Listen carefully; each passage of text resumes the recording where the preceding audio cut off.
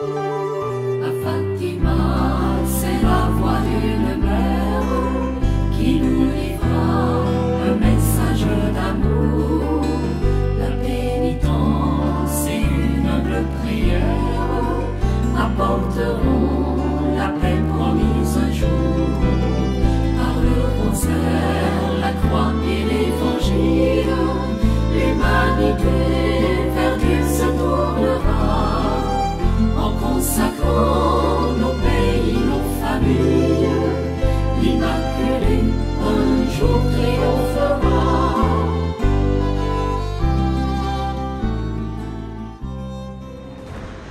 1917. Le monde est plongé dans la Première Grande Guerre mondiale. Plus de 60 millions de soldats sont engagés dans les combats. L'Europe est à feu et à sang. Des milliers de morts jonchent les champs de bataille. Les villes sont détruites. La souffrance, la terreur, la détresse règnent partout. C'est l'enfer sur terre.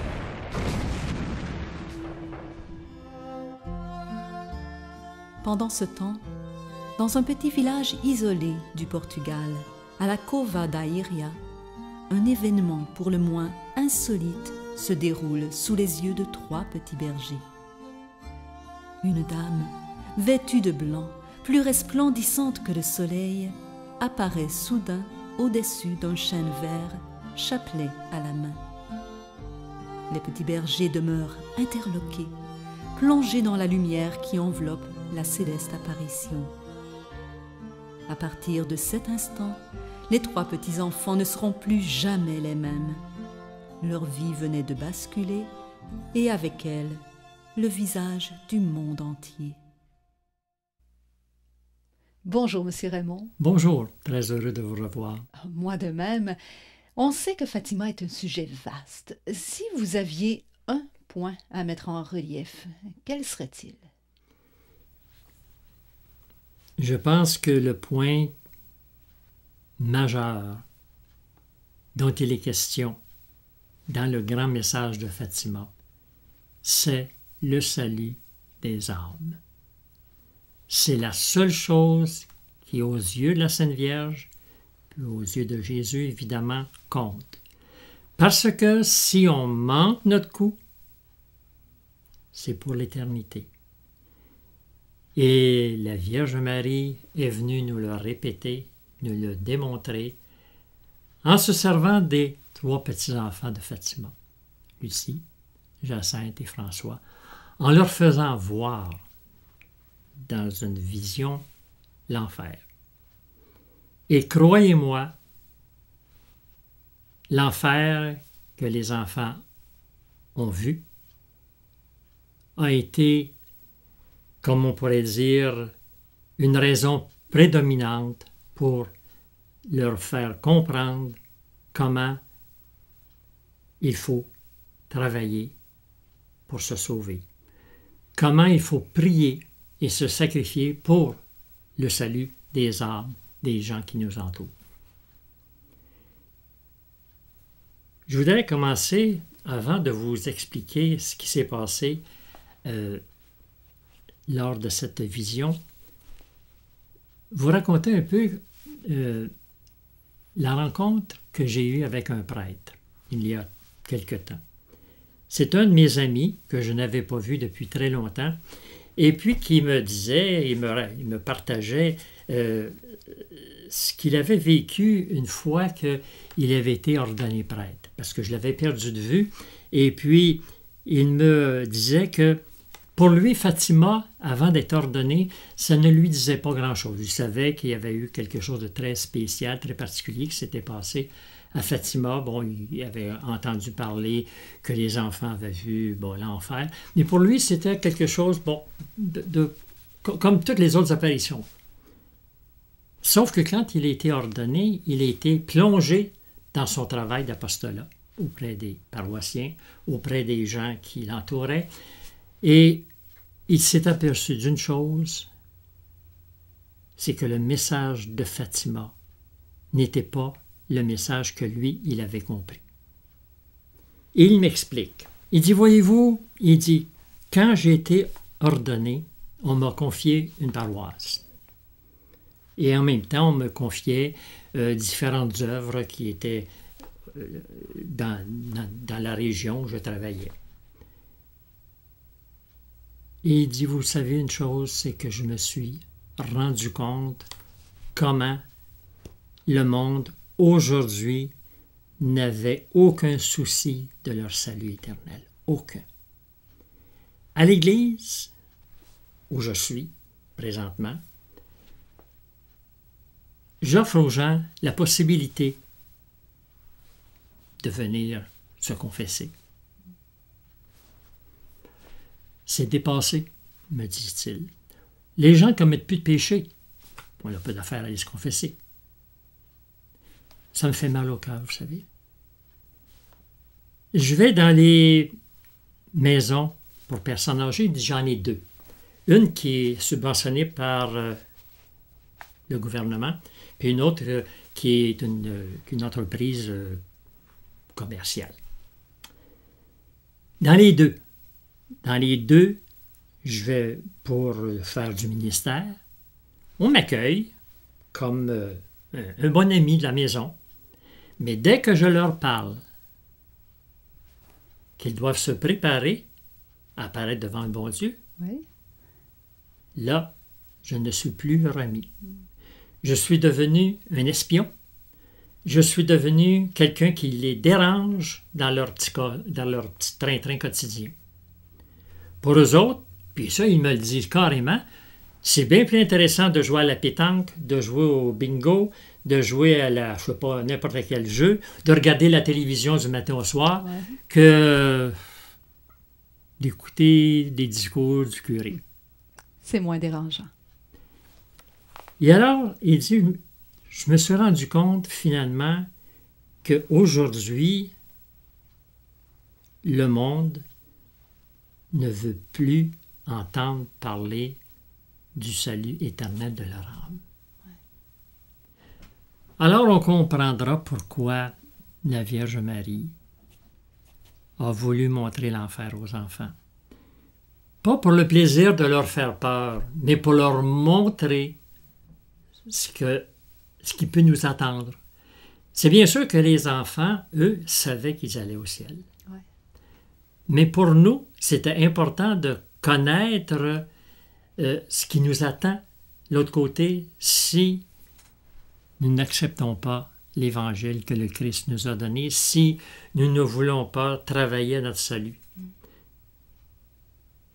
Parce que personne n'est assuré d'aller au ciel. Personne. Oui, c'est vrai. À moins d'avoir une révélation privée, comme le bon larron, par exemple, ou bien donc les 3 petits-enfants de Fatima. Ouais. Et le prêtre continuait, parce qu'on a eu une longue conversation qui s'est éternisée sur plusieurs heures. Parce qu'il avait tellement de choses à dire, et moi j'avais tellement de choses à recevoir de lui. Il me disait, il dit, voyez-vous, il dit, quand on pense au Christ qui est mort sur la croix, Oui. pourquoi? Uniquement pour nous sauver. D'abord, nous sauver de l'enfer et nous emmener avec lui au ciel. Parce que les deux nous sont offerts pendant notre vie, le ciel et l'enfer. Si on manque l'un, on va aller vers l'autre, nécessairement. Et en méditant un bon matin, je me suis rendu compte d'une chose en regardant le Christ qui était à l'agonie. Je me disais, à ce moment-là, quand il était au Jardin des Oliviers, il avait certainement à l'esprit toutes les personnes de tous les temps, du monde entier, du commencement à la fin, parce que tout était présent à lui. Et il voyait ceux qui étaient sauvés et il voyait ceux qui se damnait. Et c'est à ce moment-là que l'on pense qu'il a eu des sueurs de sang, à la pensée qu'il y avait tant d'âmes qui se damnaient pour l'éternité. On parle de l'enfer, mais c'est quoi l'enfer? On ne le sait pas. On a un aperçu dans la vision que les enfants ont eue et que Sœur Lucie nous a décrite, cette vision. Mais c'est une description tout simplement de ce qu'elle a vu. Elle n'était pas à l'enfer, bien sûr. Elle n'a pas souffert les peines de l'enfer. Et quand on lit le récit, nous-mêmes, on a ce sentiment de terreur quand on lit ça. Et surtout que c'est une chose qui pourrait nous arriver un jour.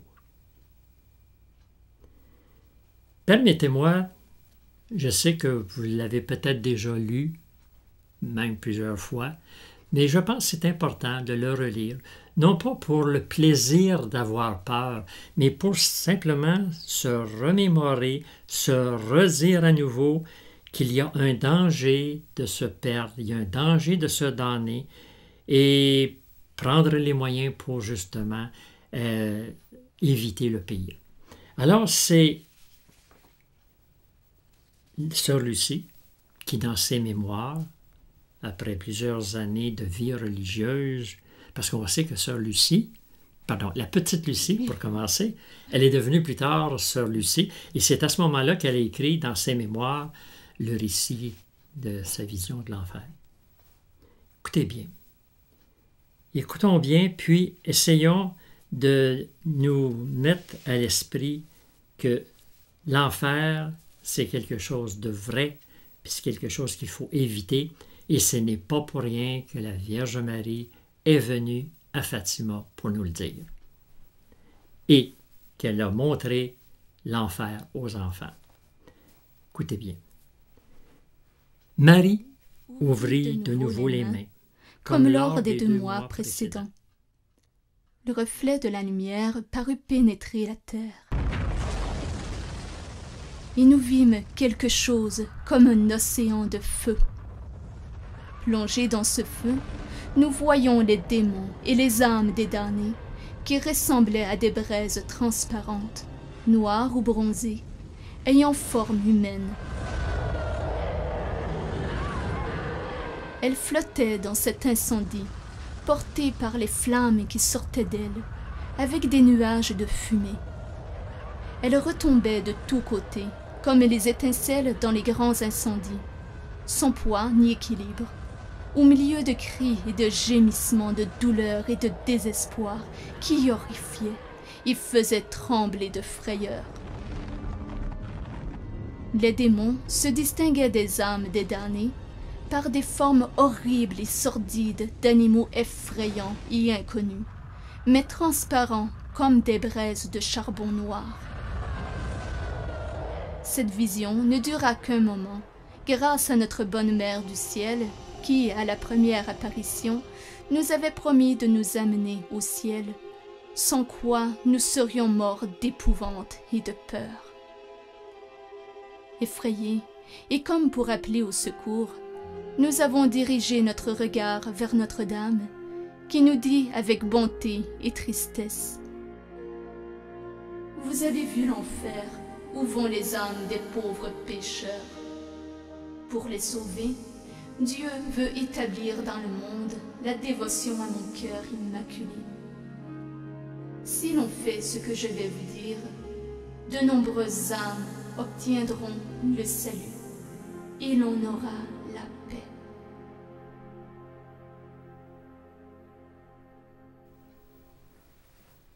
Voilà le grand message de Fatima qui nous invite avec insistance à travailler à notre salut. C'est la petite Jacinthe qui un jour avait dit à des personnes qu'elle côtoyait. Elle leur disait, vous savez, si les gens savaient ce qu'est l'éternité, ils feraient tout pour changer, pour se convertir. Pour l'éternité, on peut être heureux pour l'éternité. On peut être malheureux pour l'éternité. C'est ce que voulait dire. Si on connaissait ce qu'est l'éternité.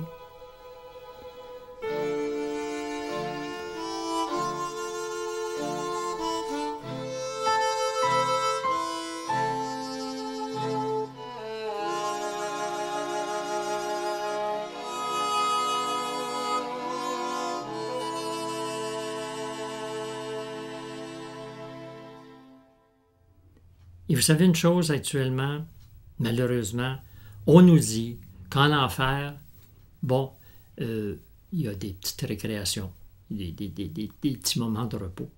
C'est plus un endroit de souffrance.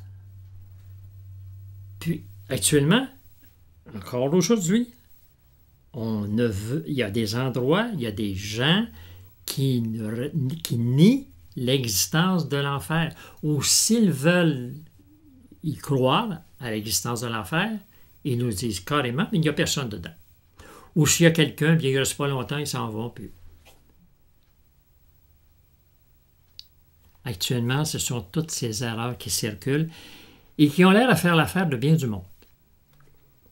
C'est bien sûr que la vision de l'enfer nous a montré un aspect de l'enfer. Mais si on y va un peu plus en détail, on se rend compte, d'après l'enseignement de l'Église catholique, que l'enfer, c'est un lieu de souffrance, un lieu de supplice. Et que dans l'enfer, il y a des peines. La première, c'est évidemment la peine du dent. Du dent. D'où vient le mot damnation. La peine du dent qui consiste à être privé de la vue de Dieu. Parce que ce qui fait le bonheur du ciel, c'est de posséder Dieu. C'est le bonheur du ciel. Si je ne possède pas Dieu, je fais donc abstraction de lui et donc je vis l'enfer. Si on peut appeler ça vivre l'enfer. Je suis dans l'enfer. Ça, c'est la peine du dent. Le feu. Le feu qui brûle, mais sans que le corps, l'âme, soit tout simplement détruit. C'est un feu très particulier, mais c'est un vrai feu, d'après l'enseignement de l'Église, toujours. Ensuite de ça, il y a évidemment la noirceur, qui est omniprésente en enfer. Et qui a cette particularité, c'est qu'en même temps qu'il fait noir, tout le monde se voit. Et puis, il y a évidemment le remords. Le remords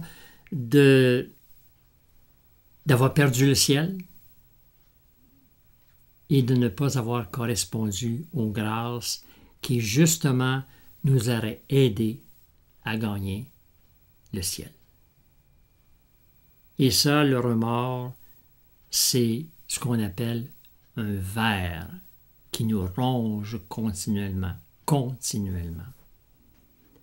La compagnie des démons,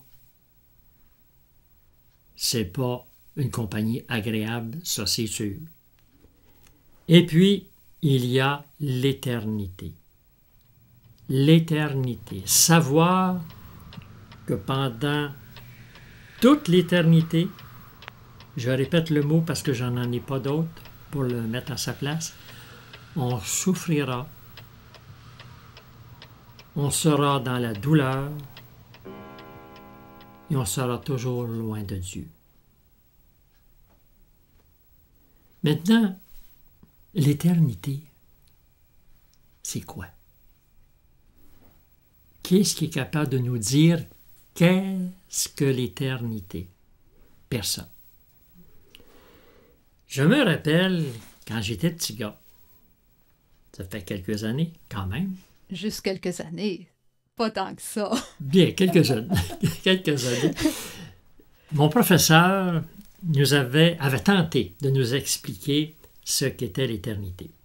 Parce que, évidemment, à l'époque, on expliquait en classe certains éléments de notre religion. Aujourd'hui, on n'a plus le temps d'expliquer ça. Là. On est bien occupé à d'autres choses. Je ne vous dirai pas lesquelles, mais on a toutes sortes de choses autres que parler de notre belle religion. Alors, le professeur nous dit, écoutez, je vais vous expliquer dans mes mots, mais rapidement, ce qu'est l'éternité. Peut-être qu'à la fin, vous ne comprendrez pas plus, mais au moins, vous aurez une petite idée. Parce qu'il dit en passant, moi-même, je ne sais pas c'est quoi l'éternité. Oups. Alors, on était bien placés. Lui, il ne connaissait rien, nous autres non plus, mais on s'entendait entre gens qui ne connaissaient rien. Voilà. Alors, il nous dit, écoutez, figurez-vous que la Terre sur laquelle nous sommes, c'est un gros diamant. C'est gros, la Terre. Le diamant est aussi gros que ça. Et on sait que le diamant, c'est une roche qui est très, très dure. Ouais. Bon. À tous les 1000 ans, il y a une colombe qui vient et du bout de son aile frôle le diamant, frôle la terre. Et elle s'en retourne. Je ne pense pas que le bout de l'aile de la colombe a dû égratigner tellement le diamant. La colombe s'en retourne d'où elle est venue et après 1000 ans, elle revient.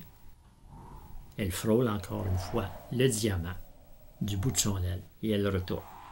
1000 ans après, et ainsi de suite, elle le fait, jusqu'au moment où, à la fin de tout, ce sera devenu une poussière de diamant.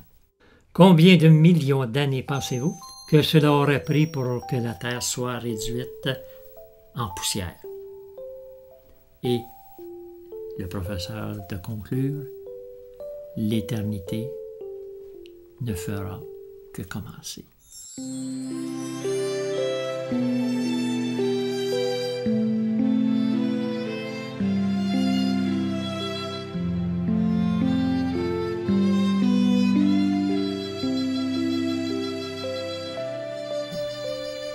Et il nous demandait, comprenez-vous mieux maintenant? Et quelqu'un dans la classe avait dit, monsieur, c'est un homme qui nous faisait la classe, on comprend aussi bien que vous pouvez comprendre.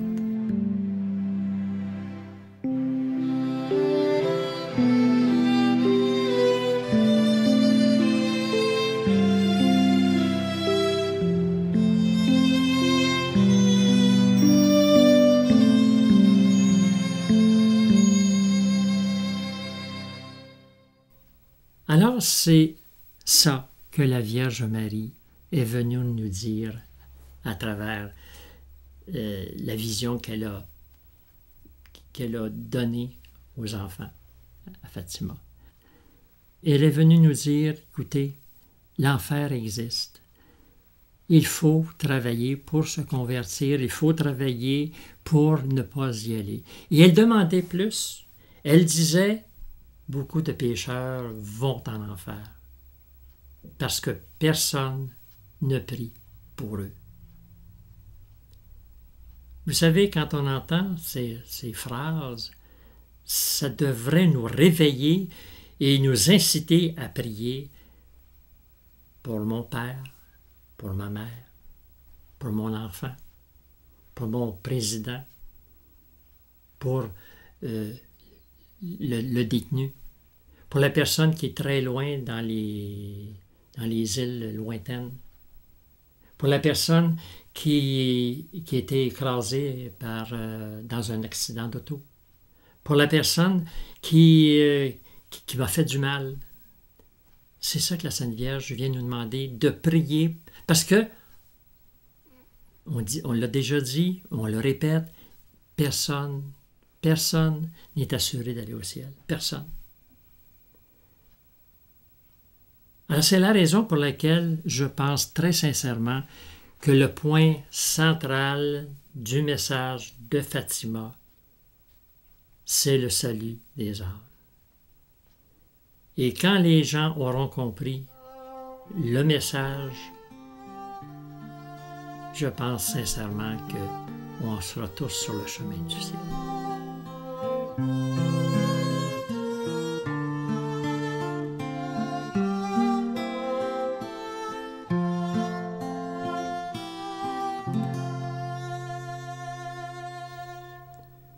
Dans ces lettres que sœur Lucie écrivait à des prêtres, à des personnes avec qui elle avait une certaine correspondance, elle revenait souvent sur l'enfer. Parce que pour elle, elle a compris l'urgence de se convertir, l'urgence de prier pour sa propre conversion, pour son propre salut, et prier pour toutes les personnes qui nous entourent, toutes les personnes qu'on ne connaît pas et qui ont besoin de nos prières. Ça me rappelle un peu l'histoire de Sainte Thérèse, la petite Thérèse de l'Enfant Jésus, qui avait entendu parler qu'il y avait un bandit, un meurtrier, qui avait été condamné à la guillotine, à avoir la tête tranchée. Elle ne pouvait pas comprendre, elle, que cet homme refusait de recevoir les sacrements. Elle ne pouvait pas comprendre. Alors, elle a décidé de faire un blitz, disons ça comme ça, un blitz, pour essayer de trouver un moyen pour faire en sorte que le meurtrier puisse se convertir avant de mourir.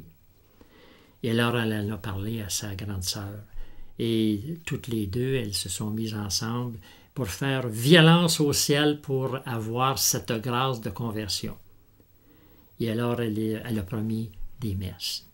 Elle a certainement prié très fort. Elle a certainement même fait beaucoup de sacrifices. Et le lendemain, quand elle est arrivée à un endroit où il y avait un journal, elle l'a ouvert, puis elle s'est aperçue qu'on racontait que ce monsieur qui venait d'être guillotiné avait demandé, avant de mourir, au prêtre qui était là, à l'échafaud, de pouvoir prendre son crucifix et l'embrasser par 3 fois. C'est beau. La petite Thérèse avait eu la réponse comme quoi, réellement, elle avait obtenu sa conversion. Il y a aussi cette histoire de ce monsieur ou cette madame, je ne me souviens pas si c'était un homme ou une femme, qui s'était jeté en bas d'un pont. Oui. Et puis, on avait été rencontrer le curé d'Ars pour... Enfin, on était éplorés de voir que quelqu'un s'était jeté en bas du pont et qu'on doutait un peu de son salut éternel. Et qu'est-ce que le curé d'Ars a dit? Il a dit, écoutez, ne vous énervez pas, ne prenez pas ça au tragique. La personne qui est tombée en bas du pont, entre le pont et l'eau, elle s'est convertie. Elle est revenue à Dieu. Ah oui. Pourquoi? Moi, je le rajoute, possiblement et même certainement parce que quelqu'un, en quelque part, on ne sait pas où, avait prié pour elle, pour cette personne-là. Alors, on a besoin les uns des autres de prier pour tout le monde. Et vous savez, une chose qui est très importante à ne pas oublier, c'est que Dieu ne damne personne. Dieu ne damne personne. Parce que c'est complètement aberrant de penser que Jésus est mort sur la croix pour nous ouvrir le ciel et qu'en même temps, il nous enverrait en enfer de sa propre volonté. Mais alors, qu'est-ce qui fait que des gens vont en enfer? C'est leur propre choix. Ils décident eux-mêmes, à la dernière minute, au moment où ils ont un choix définitif à faire, d'aller en enfer, tandis que ceux qui veulent se sauver à la dernière minute, ils vont aller au ciel.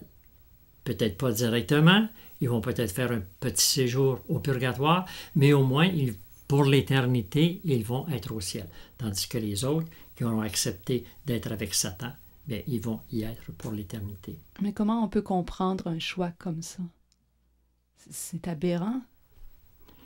C'est vrai que c'est difficile à comprendre parce qu'il faut à ce moment-là comprendre le mystère, le grand mystère du salut. Et ce n'est pas quelque chose qui s'explique en l'espace de quelques secondes. Mais est-ce qu'on peut comprendre que que c'est l'arbre qui a penché d'un côté, qui va tomber de ce côté-là, qu'il y a des risques de tomber de ce côté-là. C'est nos habitudes qui nous emmènent à ça. Il y a des risques de tomber, mais il y a aussi des chances que l'on soit ramené par les prières et les sacrifices que d'autres auront fait pour nous. D'ailleurs, ce n'est pas pour rien que la Vierge demande de dire après, par exemple, chaque dizaine de chapelets, « Ô mon Jésus, pardonnez-nous nos péchés, préservez-nous du feu de l'enfer et conduisez au ciel toutes les âmes, pas celles de mes parents seulement ou celles de mes amis, toutes les âmes, spécialement celles qui ont le plus besoin de votre sainte miséricorde. » Dans le prochain entretien, on verra les moyens qui nous sont donnés par le ciel pour éviter l'enfer. Mais en attendant, je pense que chaque fois qu'une âme se sauve, elle participe au triomphe du cœur immaculé de Marie.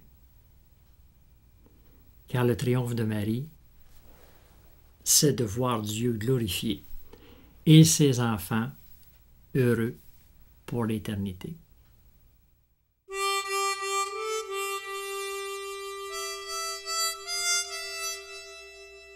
Le Seigneur reviendra.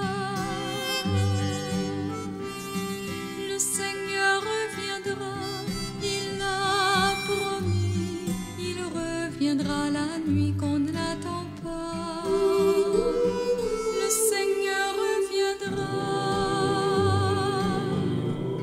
Le Seigneur reviendra.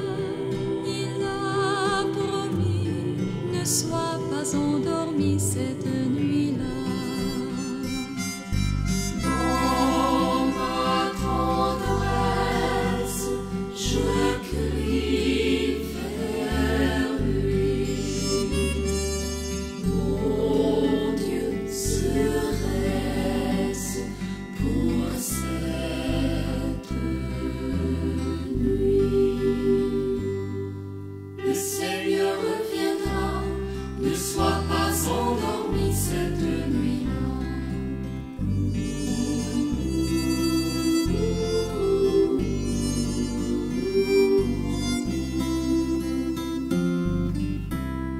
Tiens ta lampe allumée,